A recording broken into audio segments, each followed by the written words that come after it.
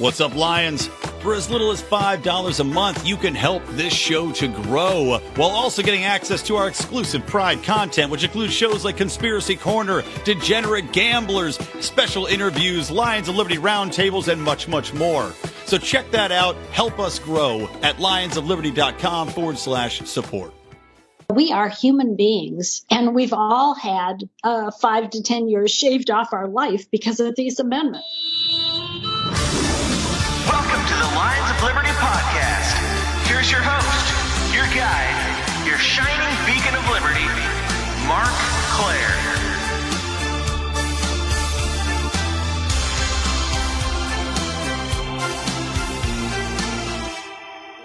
What up, my friends? And if I sound a little tired or a little hoarse, it's because I am recovering from Liberty Behind the Lines, this amazing event that we just had the other night here, Saturday night in Los Angeles. We had Jason Stapleton out here, who obviously many of you know just moved out to LA recently. Also had Dave Smith of Part of the Problem in town, and we had a great meetup organized by our friends at Liberty on the Rocks. Want to give a shout out to my man Pablo Serrato for helping out with that. We had a great time. I met a ton of fans of the show. It still blows my mind that there are people who want to take pictures with me. That's a weird thing to me, but it was a blast just meeting you guys and hanging out with Dave and Jason.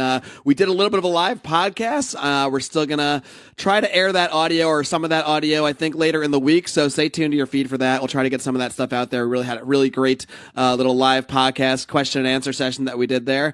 And yeah, that's about all I got as far as updates. Because of said hoarse voice and tiredness, we're going to get right in to my interview with a wonderful woman by the name of Mary Ruwart. But first, I want to let you know that this is the 341st episode of this program. Why is that important, you might ask? Because you can find today's show notes, which you're definitely going to need because there's a very special offer that Mary is going to put out towards the end of the interview that you're definitely going to want to check out to get her book and a bunch of free stuff. So be sure to head over to the show notes at lionsofliberty.com/341. Of course, I want to remind you guys, it is not just me here on the Lions of Liberty podcast ranting and raving and having interviews every single Monday. It is also my good friend Brian McWilliams, who is of course out with us at Liberty Behind the Lines this past Saturday, saying all sorts of wacky stuff, which maybe you'll hear on the audio later in the week. But he is currently traveling in Japan, but he will still have a brand new edition of Electric Liberty Land this coming Wednesday, as he does every single Wednesday, for your weekly shot of comedy, culture, and liberty. And of course, my man John Odermatt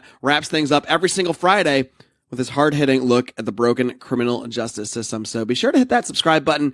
This is just stuff you don't want to miss, folks. Let's get into the show. Today's guest is making her second appearance on this program. She is a scientist, a speaker, and the author of several books, including Healing Our World in an Age of Aggression, and her new book, which is coming out very, very soon, which is titled Death by Regulation. Very, very scary. I'm so pleased to welcome Miss Mary Ruwart. Mary, are you ready to roar? I am, and I've been roaring through my writing, and Death by Regulation is going to be another one, I think. You sure have. You are certainly not the kind to keep quiet about your beliefs. You're always out there, whether it's speaking or being involved in politics or writing books like this. You're pretty damn roary. I don't know if that's a verb or not, but it is now. Okay. And Mary, we'll talk about your book, Death by Regulation, more in just a bit. But when you were first on this program a couple of years ago, you discussed how you started off by coming from the left and your desire to help the poor. You were sort of a bleeding heart, you might say. And people can go back and listen to that full interview. It's episode 88. I'll link to it in today's show notes to hear you go into more detail about that. But I was hoping we could delve into that specific point a little bit more. You know, I consider myself somewhat of a bleeding heart as well. It's the injustices that I see in the world that inspire me to speak out more and to start this podcast. So why do you feel that the ideas of liberty and libertarianism should be the home of those who consider themselves bleeding hearts? There's actually two reasons. I'll go to the first one first. When we talk about loving our neighbor, which is what, liberals really want to do, I think, and help the poor and save the environment and everything. When we talk about loving our neighbor, we actually violate that principle if we are willing to initiate force, fraud, or theft against others. And, for example, if I come to you and ask you to contribute to my favorite charity and you say no, as a private individual, I'll probably say, well, Mark, that's okay. I'll catch you next time. And we're still friends and everything. But when we if I came to you with a gun and put it to your head and say, you will contribute to my favorite charity, we wouldn't be friends anymore. That's not a very loving thing to do. And yet that's what we do when we impose taxes on our fellow Americans in order to contribute to our favorite charity. So when I realized that it wasn't a very loving thing to do, to force other people to contribute to my favorite charities. So that was one thing. The other thing, however, and this took me many more years to realize, I thought that even though I disagreed with the concept of taxation for welfare or other charities, I thought, well, at least people are being helped by welfare. And then when I started renting to people who were on welfare, I found out that that wasn't the case either. I found out that when we have a system like government that's giving out what we call charity, it has to follow the same rules for everyone, and people can work the system. And they did, and in a very way that was destructive to them. For example, when I had young women come to me who were pregnant in high school, they told me, hey, when I have this baby, I'm going to get a welfare check and I'm going to be able to afford this apartment that you're renting. So, sign me up.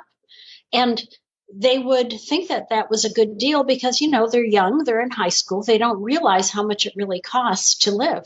So they have their baby, they find out they're not getting enough money in their welfare check, so they have a second baby because they'll get more money, and then they realize, oops, that's not working. They have the third, and in Michigan, where I was working at the time, after the third child, you didn't get any more welfare. So just about the time they were ready to turn 21 and be able to vote, what they found out was, hey, I can't be supported on this welfare check. I'm never even going to have a car. And so what ends up happening is that these young women try to go to work when they're 21 without a high school diploma, with 3 children that need childcare, and the entry-level position just doesn't provide enough. So they're stuck forever in the welfare trap, and at a time when they realize they don't want to be there. So the programs we have through government tend to be very destructive. What they do is they spend 2/3 of their resources paying the middle-class social workers, so the poor don't get very much. Sure, it's sort of a two-pronged fork there. There's the method itself, which we find immoral, the act of using force against our fellow man in ways that we would never do on the individual level, but suddenly when we let government do it, many people seem to feel fine about it, or maybe they just don't make that connection to the gun, to the violence. And then on the other side, when we actually look at the results and how these programs operate, they are actually causing destruction and causing the solutions we're looking for they actually do the opposite. So it really goes both ways with all of that. And that really does tie into many of the things that you discuss in your new book, Death by Regulation. So why don't we start off with what inspired you to write this book right now at this time? Obviously, I know you've been involved in the medical industry for most of your career here. So why did you decide that this is the book that needed to come out right now? Well, there's been enough research in recent years to actually calculate at least a minimum number of people who have died from the 1962 amendments to the Food and Drug Act. And that's because the pharmaceutical industry, of course, is getting a lot of press. There's been a lot of studies about it. And so at least for pharmaceuticals, you can calculate the impact of these amendments. And it's horrific. About 50% of the people who have died since 1962 have lost 10 years of their life. Or another way of thinking of it is that all of us have lost about 5 years of our life. And that's just for its impact on the pharmaceutical industry. These amendments also were very deadly in that they shifted our medical paradigm from prevention, which was relatively inexpensive, to treatment, which is very expensive. And in doing so, it's really suppressed a lot of life-saving information that we have about supplements and nutrition and even older drugs. So it's difficult to calculate the impact of that and get an actual number because the studies haven't been done for the shift from prevention to treatment. However, I think from everything I know and see in the literature, that impact is probably bigger than what happened on the drug industry. And I just told you it's pretty bad about all of us have lost about 5 years of our life to that. So you can imagine if we add in the shift from prevention to treatment, how deadly these regulations are. That's a scary idea. Yeah. Have I already lost 5 years of my life from this? Well, exactly. Because we don't have, like I said, life-saving information is suppressed. If you think about the drug industry, I know I believe in prevention. I want to put that right out front there. But drugs can be helpful, and now life-saving drugs, instead of taking 4 years to get from the lab bench to the marketplace, it takes about 14 years. So that's huge. And when I was working on drugs for AIDS, the AIDS community hired black market chemists to make the very drugs we were working on. And they distributed them throughout the AIDS community. So by the time FDA finally gave us permission to test in people, every AIDS sufferer in the country had already had our drug, if they wanted it, and they were resistant. So we had to wait for people to be, diagnosed with the disease to do our testing. So you can get a feel. In fact, the Dallas Buyers Club movie, for those, of your listeners who have seen that, saw what happened to people who tried to use nutrition and supplements and some of these new drugs, either getting them from overseas or copying what we were doing in the drug industry. And they were prosecuted and persecuted by the FDA, and especially if they weren't tied to media. In California, a lot of the Buyers Club were able to operate because the FDA was afraid to come after them, I think. It would have been such bad publicity. But, for example, in Texas, where the Dallas Buyers Club movie was describing what happened to this individual who, didn't have that media protection. It was pretty brutal. Right. And that kind of just shows the power of even just forming together in groups and being vocal, being politically vocal, and forming sort of sympathy with the public. Because like you said, you did go into this in the book a bit, but you said they sort of laid off the activists in California. Many of them were gay activists that had a lot of sort of political clout at the time. And it would have just been bad PR maybe for the FDA to be going after those people. Whereas, in Dallas Buyers Club, they're going after kind of a more obscure character who might not have that sort of same protection in his culture and that sort of thing, and was maybe a much easier target. Yes, they do tend to go after easier targets. And I have to say, the AIDS community did a very good job of, notifying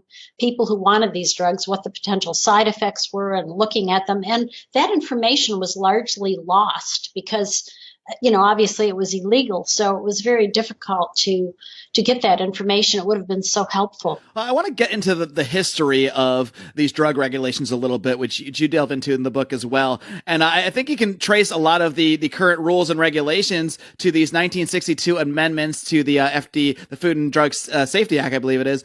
And this ties into the incident with thalidomide and thalidomide babies. Can you talk a little bit about what exactly is thalidomide and the problems that children were having and how that led to this response? Yes. Well, what happened is in Europe, there was a new sleeping drug approved, which was safer than barbiturates, at least for adults. And so, barbiturate overdose was a big problem. So thalidomide was put out as a safer agent. And it was as a sleeping drug.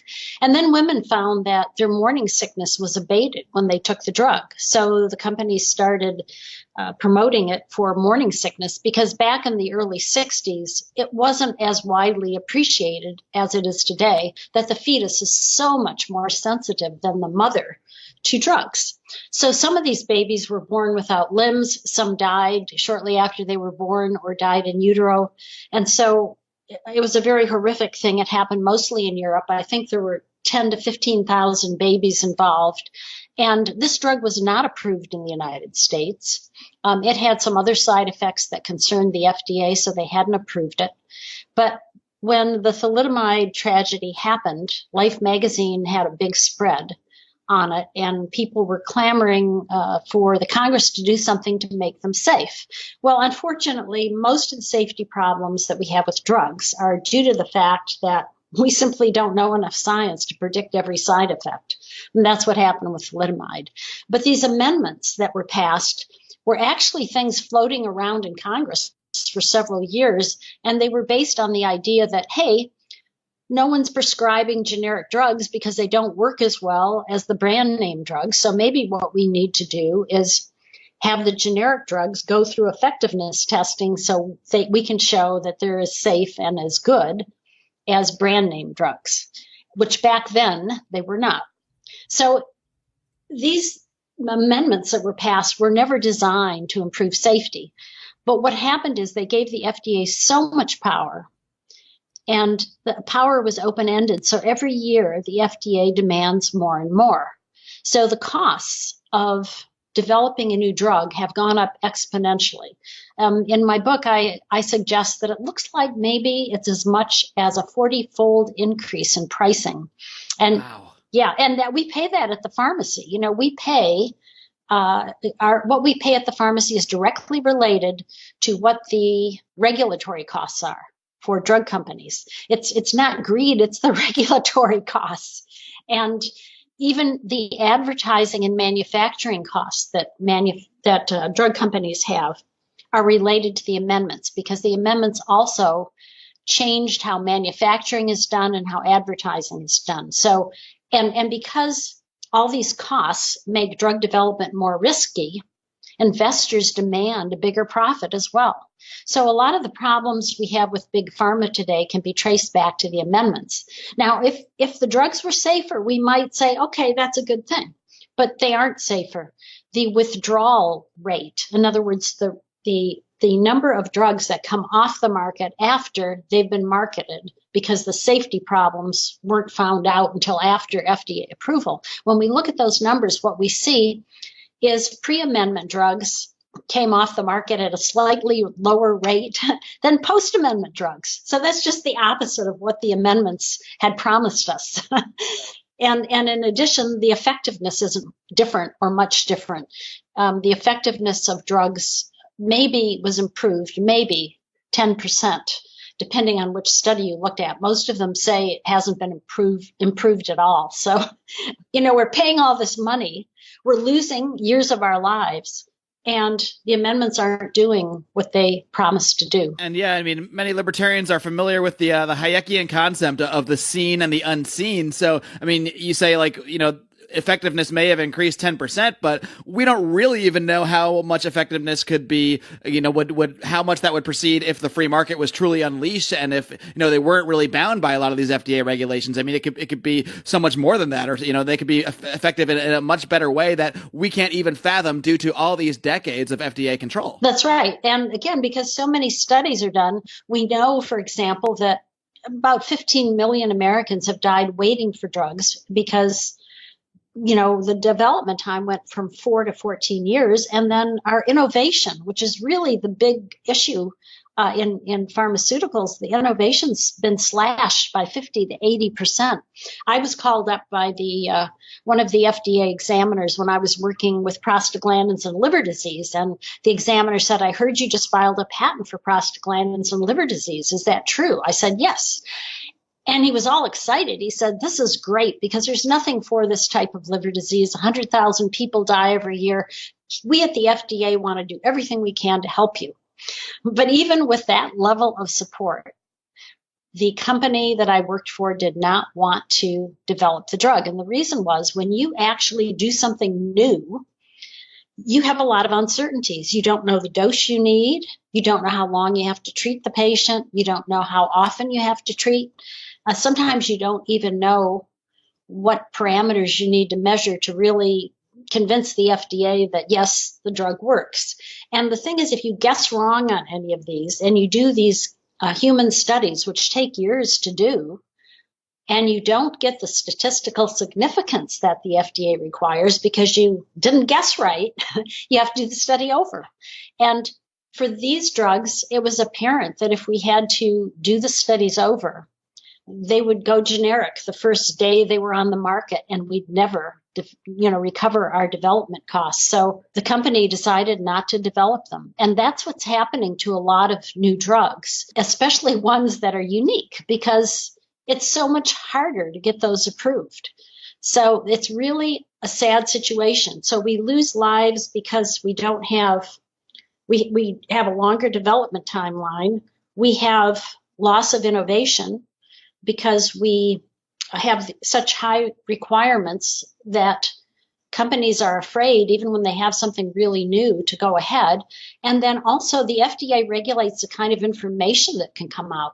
For example, we knew in the early 1980s that aspirin could help heart attack victims. But we knew that in the 60s, actually. Bayer was trying to put something out, a little calendar pack so you could take the right amount of aspirin every day. And the FDA explained to them under the new amendments all the studies they'd have to do. And they said, I don't think so. This drug's off patent. We won't recover our development costs. So it wasn't until the 1980s that the American people really found out about how well aspirin works to help heart disease. So I calculate about 1.7 million Americans died just from lack of knowledge about this one new use for an old drug. And of course, that's just one. There's probably many. So you're saying Bayer had this information, wanted to use it as part of their marketing. Obviously, if you have something that can help people with heart disease, which kills millions of people, you want to make that part of your marketing campaign. You want people to be aware of that and how they can use it. But because of the FDA regulations, they weren't even able to make that information publicly available for another 2+ decades. Yes, that's correct. That's correct. That is just incredible. Yes. And the same is happening with nutrients. For example, folic acid, a B vitamin, can prevent severe birth defects in the unborn, but the women have to take it the first month or two of pregnancy. So the folic acid manufacturers knew this in the early 1980s, and they wanted to tell the American public about it, but the FDA said they'd shut them down if they did so. Then in the early 1990s, the Center for Disease Control, another government organization, started recommending that women of childbearing age take folic acid to prevent these birth defects because they're almost 100% preventable if you take folic acid. But the FDA told the folic acid manufacturers if they even referred to the Center for Disease Control's recommendation, they would shut them down. So it wasn't until the mid-90s that most American women found out about this folic acid. So in other words, the amendments, which were supposed to prevent thalidomide-like birth defects, actually created an American thalidomide right here in the United States by limiting the information that people could get about folic acid, a B vitamin, to help prevent really horrid birth defects. So in other words, the amendments did just the opposite of what they were intended to do. I mean, it seems that not only is the FDA involved in regulating the specifics of drug manufacturing and testing and that sort of thing, but they seem to also be regulating speech and preventing what would otherwise be known as free speech, the dissemination of very, very valuable information to the public. Yes. What the FDA claims is that commercial speech is not protected by the First Amendment. And they've gotten away with it. The courts have agreed with them. And this is part of the problem. Even if the amendments were repealed, there have been a lot of court decisions that have basically put the amendments into case law. So the only real way to get rid of the amendments or the impact of the amendments is probably to take away the approval power of the FDA. In other words, manufacturers should be able to market their drugs whenever they feel like they've shown they were safe and effective. And of course, they have a lot of incentive to do that because if the drugs aren't and they get sued, it ends up costing them much more than in liability suits and in damages than the drug would ever make. This is true for Vioxx, for example. It was the cost to the company far outweighed and exceeded what they made on Vioxx. And of course, Vioxx is the most dangerous drug that was ever approved in the United States, and it was approved after the amendments. And it was probably approved because of the amendments, because the amendments created a lot of distortions in the market, as you might imagine. And so there were some legislative band-aids that were put on the amendments in order to, quote, fix this. And one of these was having the drug companies pay user fees to the FDA. And over the years, these user fees have grown so much that about half of the salaries of the people at the FDA who approve drugs are paid for by these user fees. So now there is a conflict of interest with the FDA. So if they don't approve drugs, then what they're doing is destroying the basis for their own salaries. So, this is a real problem. And it's been pointed out by a number of researchers as well. My name is Dale Kearns, and I'm running for United States Senate in Pennsylvania as a libertarian. I'm a concerned citizen who has had enough. I work as a project manager for an electrical contractor in southeastern Pennsylvania. There I manage large commercial and industrial projects. I'm a husband and a father of 2 energetic little girls. I'm running to advocate for a society where my girls have more liberty, not less. Will you support our campaign? Unlike my competitors, I'm not a career politician. I don't have millionaire and billionaire donors. I'm running for Senate in Pennsylvania because I want to take the message to Washington that we want government out of our lives. Will you let me be your voice? Let me be the voice that says we will not walk quietly down the road to serfdom. The voice that says we need free market solutions. The voice that says we need to end the failed war on drugs. The voice who will fight for the forgotten man, non-violent offenders wasting away in prison, and addicts who are afraid to speak up and seek the help they need. We are seeking members for our campaign team. I encourage you to apply. We need donations to help us spread the message of liberty across the state. We can go on hoping for liberty to happen, or we can fight together. I hope you choose the latter and join me today. Find out more at dalekearns.com. Paid for by Dale Kearns for office. Now, I know one thing that people will bring up when they hear about your approach against these regulations, against the FDA. They'll ask, well, Mary, how on earth would private companies be held accountable without these regulations if a company, say, makes a thalidomide type drug that ends up harming people and causing birth defects, or maybe wasn't tested properly, wasn't tested enough, and is released to the public and causes damage, causes harm to people? So how, in the absence of the FDA, in the absence of regulations, how can a free market actually hold private companies accountable and encourage them to do the proper testing on their end, whatever they deem that to be, or whatever the market maybe deems it to be? How would that actually play out without the FDA? Well, probably the best way is to have certifying organizations. There actually are consumer organizations right now that have done a fairly good job in specific areas. For example, the Abigail Alliance has been looking at cancer drugs. And what it has done, I think there's 40 drugs now that they have indicated that actually work and should have been approved early, but the FDA dragged its feet. And it was, a couple of years, I think on average, that they didn't approve these drugs. So as consumer organizations, if consumer organizations can tell when a drug is effective, years before the FDA approves it, obviously it has the ability to evaluate such drugs. And on the flip side, there's a group that works on pointing out which are bad drugs. And that group has indicated that about half the drugs that have been withdrawn after they reached the market should have been withdrawn years earlier, and they were lobbying for that. And that's Public Citizen, which, I don't agree with all their stuff, but in that they do very well. They show which drugs are bad. So we know that even consumers organizations are able to get enough information to predict which drugs are going to work well and which ones aren't. And this idea of certification is not new. We actually have certification for our electrical appliances, where, again, if you don't have a good appliance, you could electrocute yourself. So it's very important. The UL symbol that you see on your electrical appliances is a certification. So what happens is, in the United States, items without the UL certification can be marketed. So if you needed a specialty electrical appliance of some sort, you could buy it. But most places want to have this UL certification on the electrical appliances that they sell, just to make sure that they're safe and they don't have to worry about liability. And believe it or not, most companies do not actually want to electrocute their customers. Exactly. It's bad for business. And that's the same for drug companies. They suffer if they put something on the market. And they suffered more pre-amendment because reputation was very, very important. Doctors would hesitate to prescribe drugs from companies that, didn't have a very good record in terms of safety.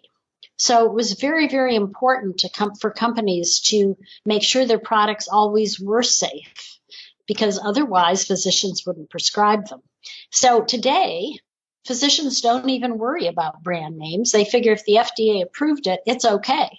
But as I show in Death by Regulation, that's not true. The FDA's approved a lot of questionable drugs, and Vioxx was the most dangerous drug that's ever been approved in the United States. And it was pretty serious. By the FDA's own estimates, there's been something like 16,000 deaths from heart attack, and probably twice that much had a heart attack as died from it. So, that was a pretty terrible drug that was put out. And it was put out over objections of some of the FDA examiners. And there's been some exposés on that, as I talk about in the book. And basically, the FDA examiner, David Graham, who objected, was told that the drug companies were the client.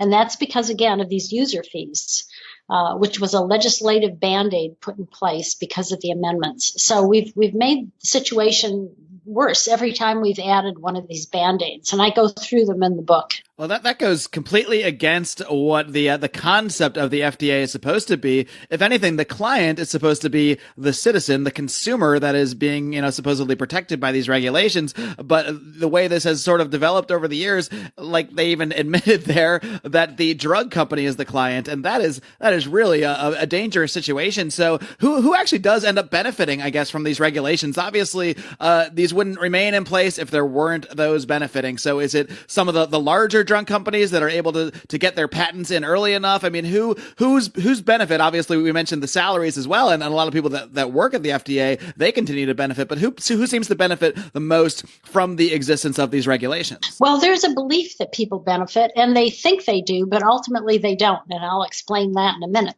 So, for example, when these amendments were passed, they basically drove all the small firms out of business. And of course, the big firms remained. So in a sense, you could say the big firms profit.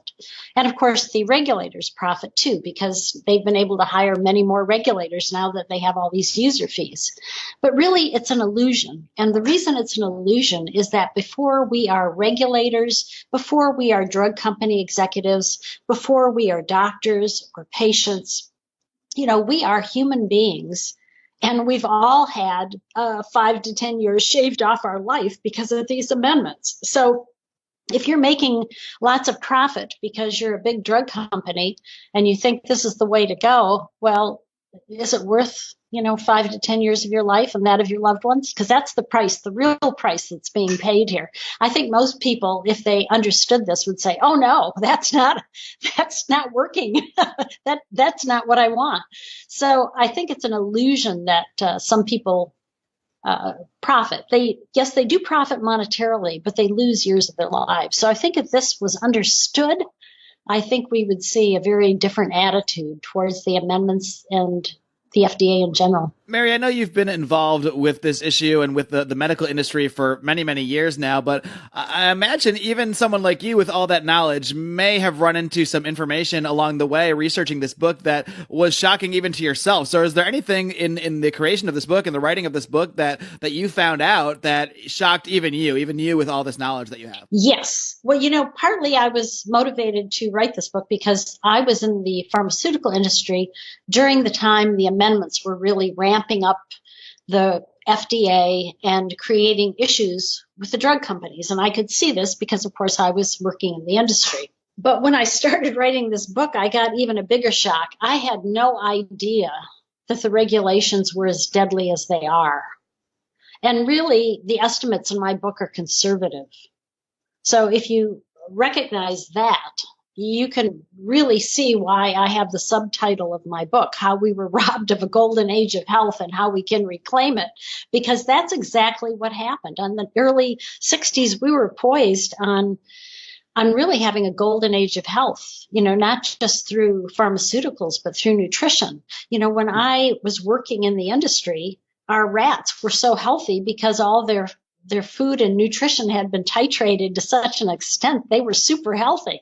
So the way we had to create disease models was we took away a vitamin or two, or we changed the nutrient mix so that they, were kind of overwhelmed with sugar or fat. Kind of like everyday Americans are. Exactly. Right So as researchers, we got, okay, optimal nutrition is super important if you want to stay healthy. So, we all paid attention to our diets and things, and our medical doctor counterparts didn't always get that message. And so they smoked, they drank, they were a little heavier than they should have been. They didn't always exercise, whereas all the researchers are jogging into work and things like this. Right. So it's really important, I think, to understand that the prevention aspect is even probably overwhelms the huge numbers that I found for the drug industry. And so that, I couldn't really get a good calculation on that, although I do put some examples in the book. But I think that's even greater. So we really could have been quite healthy at this point in time, but instead, things are getting worse. Well, Mary, one more thing I wanted to ask you about the book, actually. The foreword of the book was written by a obscure Texas doctor that some of our listeners may be familiar with, a guy by the name of Ron Paul. So how did that come about? How long have you known Dr. Paul? How did you get him involved with wanting to write the foreword of this book for you? Well, I've known him since 1988 when he was the Libertarian Party presidential nominee. And after that, I supported some of his congressional runs, and he's been a big supporter of mine. He actually suggested that I be the FDA commissioner one year when things were up in the air. Wow, imagine that. Yeah, so and of course he's so busy. I always appreciate it when he's willing to write something for me, and he was willing to do the foreword for the book. And I obviously that's just wonderful, because he actually did propose legislation to protect our access to nutritional supplements. And he was always a big believer in prevention, so I thought he was an excellent person to write the foreword. And of course, Jonathan Wright, another doctor who's very well known in the nutritional field, he's really been a pioneer in many things. He also was willing to write the preface. So I'm really glad you brought that up, because it's really, again, important to think in terms of prevention and nutrition when you're thinking about your health. Now, drugs are important too if you can't make the nutrition and prevention work, if you have genetic defects. I mean, we just don't know enough. So we're going to get sick, and that's when the drugs can often be helpful. And I am a big believer in using the best of everything. I guess the message I would like to leave your listeners with is that no matter who we are, we are all losing years of our lives because of these amendments. Well, Mary, I'd certainly encourage people to check out your book, Death by Regulation. You were kind enough to send me an advance copy, and it's really an excellent work on this topic. I know you did have some special offers to offer to our listeners about finding the book and pre-ordering the book. So why don't you run through all the ways they can get that stuff right now? Okay. Well, the book is going to be released on April 10th, and we're taking special orders, pre-orders, until April 9th. And when you pre-order at deathbyregulation.us, you also get $60 worth of free bonuses. And it includes Jonathan Wright's newsletter, which we just talked about him, some free offers on that. It includes a free copy, a digital copy of the latest edition of Healing Our World. It includes a $10 gift certificate for Life Extension, which is a supplement company that also has great information on how to extend your life with nutritionals, prevention, drugs, whatever. And we also have a coupon for free to choose medicine that the Heartland Institute put out. And the wonderful thing about that is it's also a how to reform the FDA book.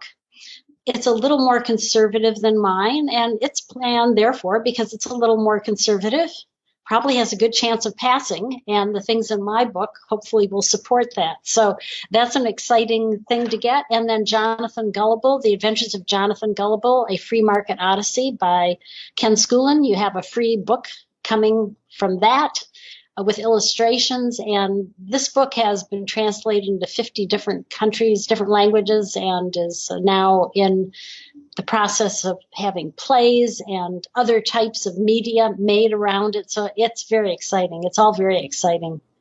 Well, that is just a boatload of stuff. So if you guys are listening to this interview and are even remotely interested in reading more about this topic, I can't recommend enough heading to deathbyregulation.us, I believe you said, and Yes. pre-ordering this book. You've got about a week or so from the time this airs to get that pre-order in, to get all that free stuff. So get on it, Lions. Do this thing. Mary Ruwart, thank you so much for joining me once again. It was a pleasure speaking to you. And really, I think this is an incredibly important topic. Obviously, as you discuss in the book, this is a life or death matter. And you know what? I want those 5 years back. I don't know if I can get them back. They might be gone already. But more importantly, I hope that future generations, my children, my grandchildren, can at least be freed of some of these shackles. And hopefully, future generations, if we can spread this information enough, things can change to the point that people can live longer, better, and more fulfilling lives. That's right. And one of the advantages of pre-ordering is that we'll put all the orders in Amazon on April 10th and hopefully shoot it up to the top of the Amazon bestseller list. That gives us the best chance of spreading the word and getting some reforms and getting those 5 years back. All right. Well, Mary, I know I don't need to tell you to do this, but I encourage you to continue to keep up the great work and to keep on roaring. Thank you, Mark, and thank you for having me, and good day to all your listeners. All right, folks, I hope you enjoyed my conversation there with Miss Mary Ruwart. Be sure to check out her book, Death by Regulation, a very important topic, a very important subject, and there's really nobody who knows more about this from her personal experience and all the research that she's done over the years than Miss Mary Ruwart. And we actually recorded a little bit of a bonus segment for our Lions of Liberty Pride members after the show, where Mary and I discussed how to communicate the ideas of liberty to the left, which is where she came from, as we kind of touched on in the beginning of the show. So look out for that in your feed for Pride members. If not, you can hop on board for as little as $5 a month. How nice is that? You can get access to that as well as all of the other exclusive audio we've done. Our Conspiracy Corner series, which is very popular. Our pretty much weekly Degenerate Gamblers, which is really just degenerate tales of our past history as friends and shenanigans from college and that kind of thing. So people really tend to like that stuff. We have so much extra content. Of course, we've done extra segments with the guys like Dave Smith, Tom Woods, Scott Horton, Julie Borowski, all the great guests that we've had on the show over the past year plus or so that we've had the Pride going on. So just an easy way to support the show. You guys are sending us to PorkFest. We are so excited about that. We're going to do I'm very frightened about this, the whiskey challenge between groups of 3 of the Lions of Liberty here. So that's going to be very interesting, to say the least. It may be the downfall of our careers or the launch of it. I really don't know which one. Hoping to meet many, many more of you there. Until next time, folks, do not forget to tune in this Wednesday. Once again, you will have an edition of Electric Liberty Land, even while Brian is traveling away in the land of the rising sun. Also, look out in your feed. Like I said, I'll try to put some of that audio out from the Liberty Behind the Lines event as well. And of course, this coming Friday, John Odermatt hits you hard with another tale of the broken criminal justice system on Felony Friday. So be sure to tune in, folks. It's been a blast. I got to go back to bed. I am exhausted from Liberty Behind the Lines. Until next time, kitty cats. Live long and live free.